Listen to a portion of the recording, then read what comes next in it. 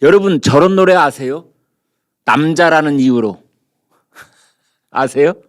남자라는 이유로. 남자라는 이유로 묻어두고 지낸 뭐 이렇게 되는 노래죠. 근데 그 노래 중에 이런 대목이 있습니다. 언제 한번 소리내요 소리내요 울어볼 날이 뭐 이런 대목이 있는데 남자라는 이유로 제가 아는 분은 엄청 좋아하시던데 그 노래. 그 언제 한번 소리내어 울어볼 날이 이 대목 때문에 형편없는 노래 실력으로 그 노래 얘기를 꺼냈습니다. 죄송합니다. 그 강준만 전북대 교수 56년생이니까 강준만 교수가 벌써 몇 살입니까? 아유, 65살 교수 정년 퇴직할 나이 다 됐네요. 전남 목포 출신입니다. 강준만 교수. 뭐 진보 진영 쪽의 대표 논객으로 되어 있습니다만 그러나 또 문재인 정부에 대해서 쓴소리가 필요할 때는 가차없는 쓴소리를 해서 뉴스에 크게 보도가 됐던 강준만 교수. 뭐 저런 얘기했었죠. 이 문재인 정권의 내로남불을 리스트를 만들다가 포기했다. 너무나 많아서 문재인 정권이 입만 열면 내로남불이기 때문에 리스트를 만들다가 포기했다는 거 아닙니까? 그때 아주 전 국민의 마음을 시원하게 했던 강준만 교수. 이번에 이런 글을 실었습니다. 왜 이낙연은 혼자 소리내어 울었을까? 남자라는 이유로 묻어두고 지낸 그 세월이 너무 미웠소라는 노래 제가 방금 말씀드렸는데요. 언제 한번 소리내어 울어볼 날이 그 주인공이 이낙연 전 민주당 대표, 이낙연 전 대통령 예비경선 후보라는 겁니다. 이제 그 얘기를 말씀드리자면 이렇습니다. 이낙연 전 민주당 대표가 몇 달 전에 회고록을 올렸습니다. 이낙연의 약속 대담 형식으로 되어 있는 건데 젊었던 시절도 이 얘기를 하고 저도 그 책 지인이 줘서 갖고 있는데요. 거기 144쪽에 보면은 이제 최근에 혼자 소리내어 울었을 때가 있었다. 혼자 소리내어 울었을 때가 있었다.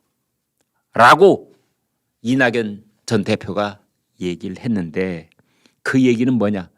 이제 이낙연 전 대표의 정치 인생을 그 스팬을 넓게 봤을 때 가장 치명적인 충격을 받았던 게 언제냐면요. 작년 말하고 금년 초로 넘어오면서 두 전직 대통령 교도소에 있는데 사면 건의를 하겠다라고 한 말에 충격합니다.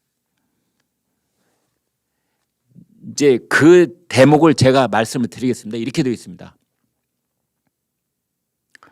이낙연 전 민주당 대표가 이렇게 말했습니다. 적절한 시기에 두 전직 대통령의 사면을 문재인 대통령에게 건의하겠습니다. 국민 통합을 위한 큰 열쇠가 될 수 있을 것입니다. 이제 이 말을 지난 1월 달에 했다가 이 말이 나오자마자 그냥 더불어민주당 진영이 부글부글 막 끓었죠. 거센 반발이라고 할 수가 있었는데요. 이낙연은 사퇴하라 뭐 이런 얘기. 이낙연 지지를 철회한다. 그때 지지율이 한참 좋았을 때였거든요. 이제 그러자 모든 신문, 거의 모든 신문이 이렇게 말했습니다. 이건 이렇게 이낙연 민주당 대표가 대표 자격으로 대통령한테 대통령의 고유 권한인 두 전직 대통령에다가 사면을 건의하겠다라는 말은 절대 이낙연 혼자 할 수 있는 얘기가 아니다.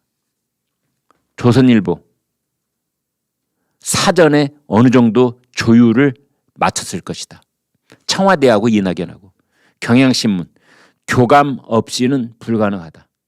중앙일보 혼자의 결단으로는 하기 어렵다. 한겨레 신문 청와대와 미리 이야기하지 않고 독자적으로 내지르기는 힘든 사안이다. 조선중앙 한겨레 경향 네 신문이 전부 다 청와대하고 교감했을 것이다. 청와대와 교감이라는 거는 말을 이렇게 부드럽게 만들어서 그렇지요. 문재인 대통령 사전에 허락받았을 것이다. 그런 뜻입니다. 문재인 대통령님, 제가 사면 얘기할 테니까 말은 내가 먼저 꺼낸 것으로 해놓고 나중에 문재인 대통령님이 그냥 도량 넓게 받아들인 것처럼 이런 모양새 어떠세요? 괜찮겠어요? 문재인 한번 해보시오. 뭐 괜찮을 것 같네요. 이제 이래서 이낙연 대표가 두 전직 대통령의 사면을 전국민 통합 차원에서 큰 열쇠가 될 것이므로 건의하겠다 이렇게 말을 했는데 그 말이 떨어지자마자 이제 문바들이 들고 일어나서 이낙연 지지 철회하겠다, 대표직 내놔라, 뭐 갖은 욕설에 가까운 그런 비난이 쏟아진 겁니다.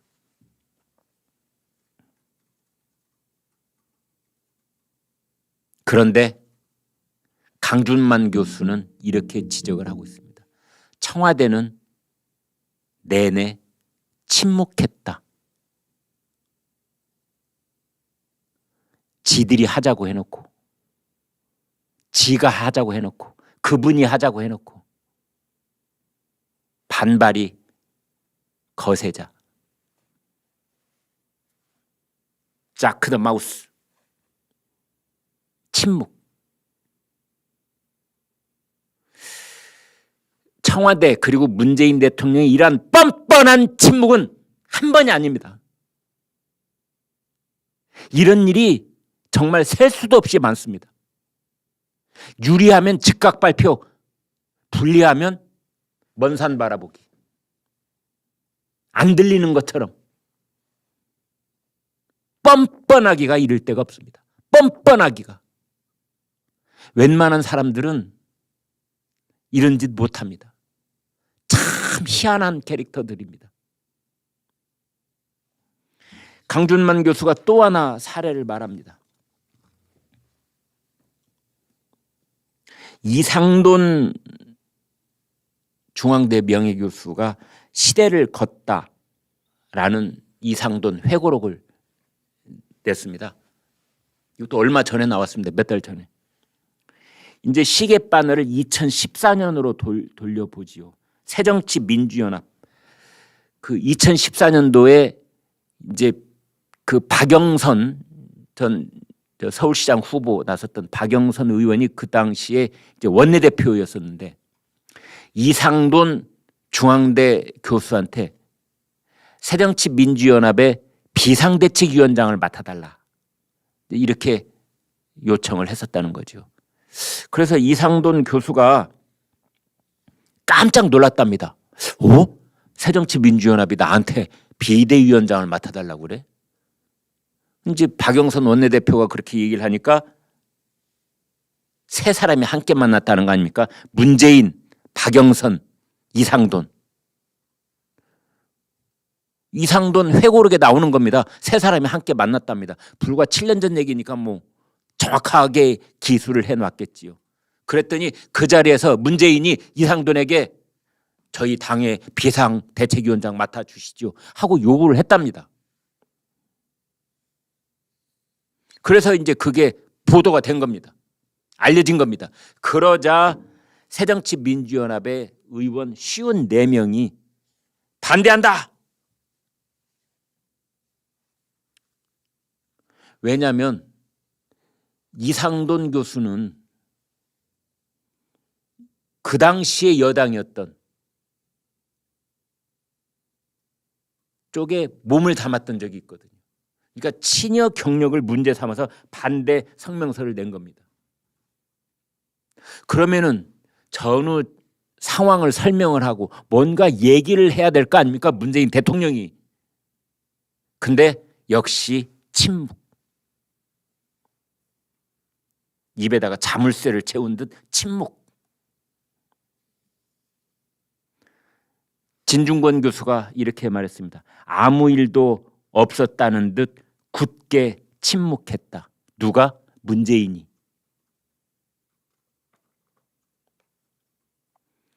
박영선 원내대표는 아무 말 없이 이상돈 비대위원장 선임을 철회했다. 그리고 얼마 후 원내 대표직을 사퇴했다. 강준만 전북대 교수가 콕 집어서 얘기하는 문재인 대통령의 뻔뻔한 침묵 두 번째 사례 올시다.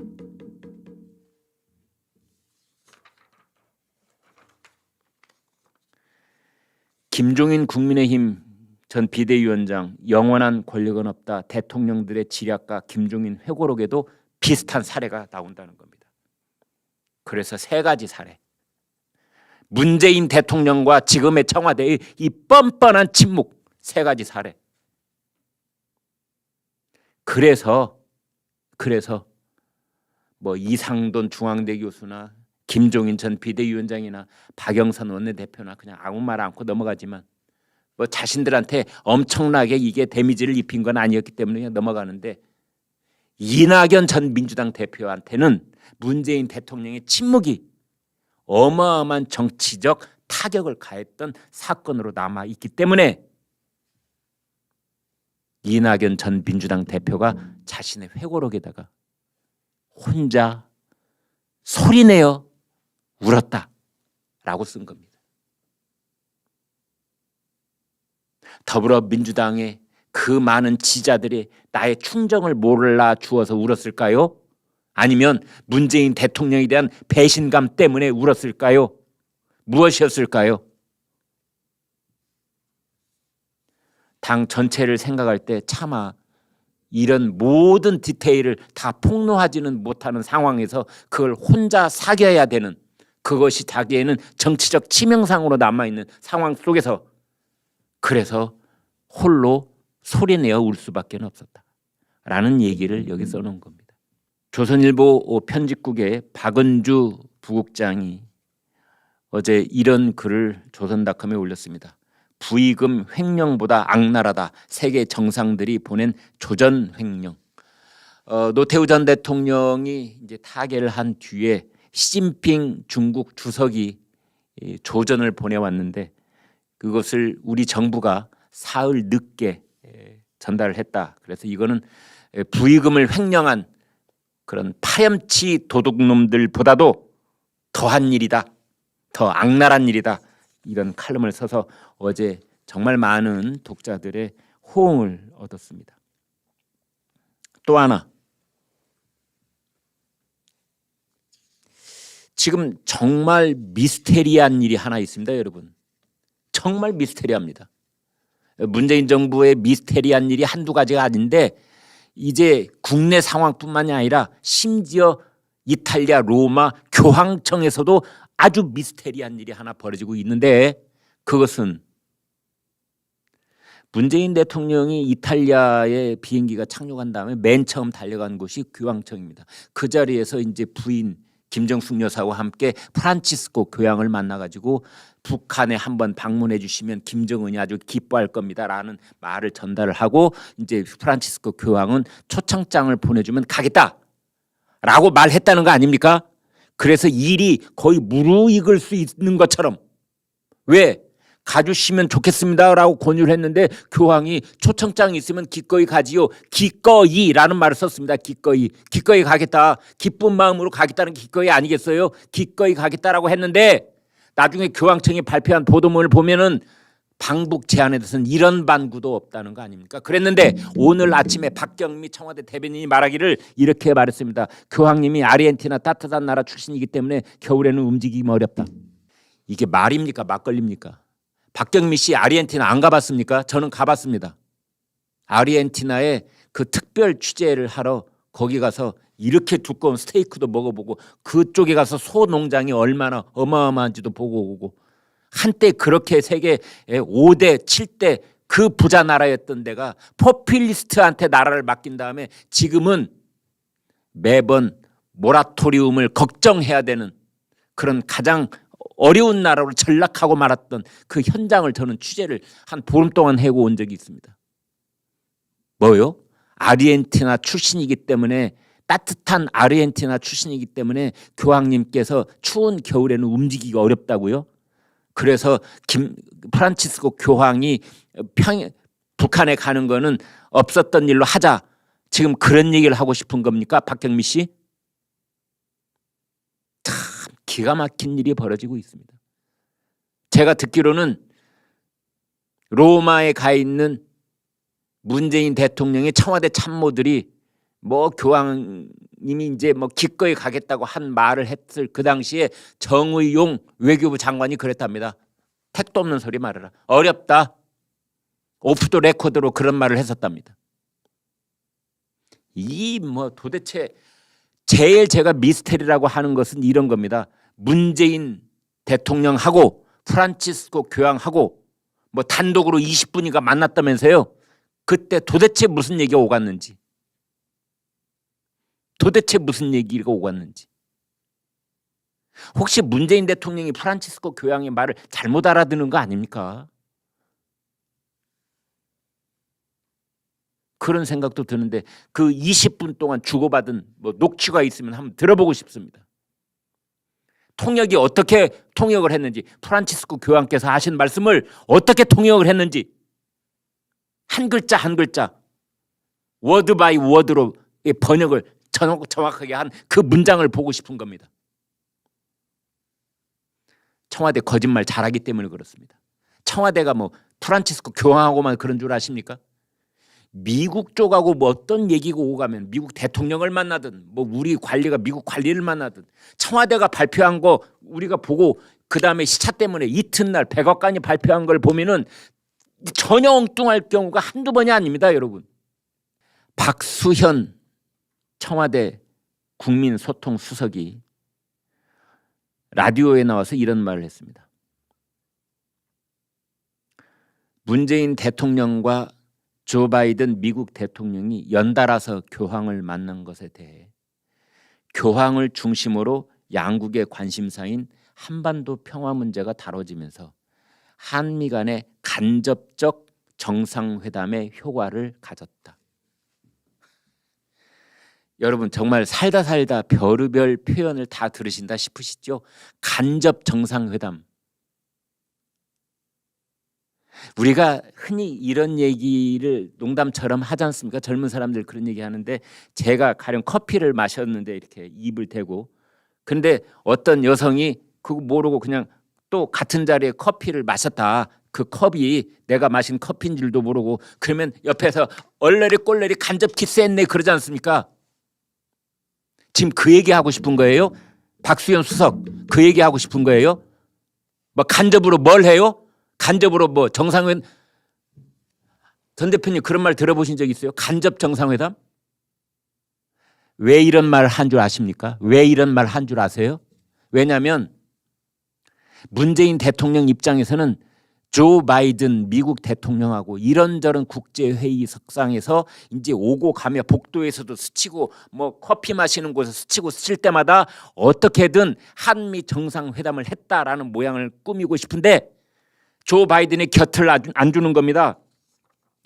지난 9월 달에 그러니까 2달 전에 미국 뉴욕에서 유엔 총회가 열렸었죠. 그때 우리 쪽에서는 한미 정상회담의 모양새를 갖추고 싶어 했는데 그때도 곁을 안 줘서 그런 발표를 못했습니다.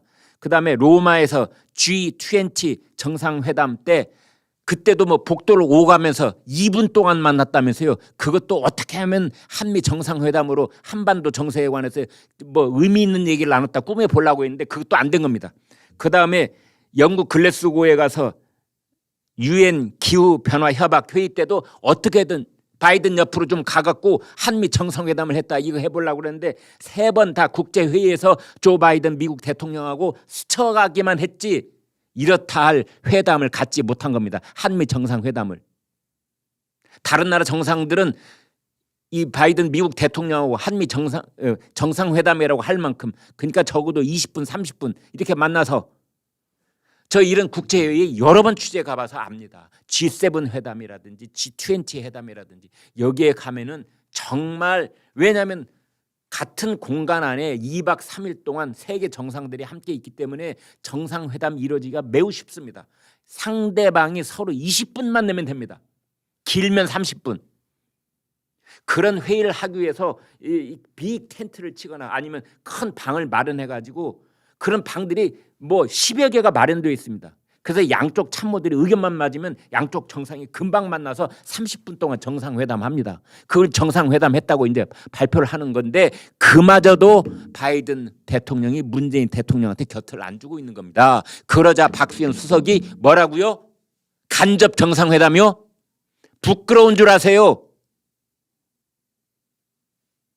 살다 별의별 얘기를 다 들어봅니다. 간접 정상회담. 탁현민 의전 비서관, 이 탁현민 씨는 뭐라고 했느냐? 우리 문재인 대통령님이 아침 10시에서 밤 10시까지 꼬박 12시간 일정의 절반을 지났을 텐 뿐인데 발에서 피가 났다. 문재인 대통령이 발에서 피가 났답니다.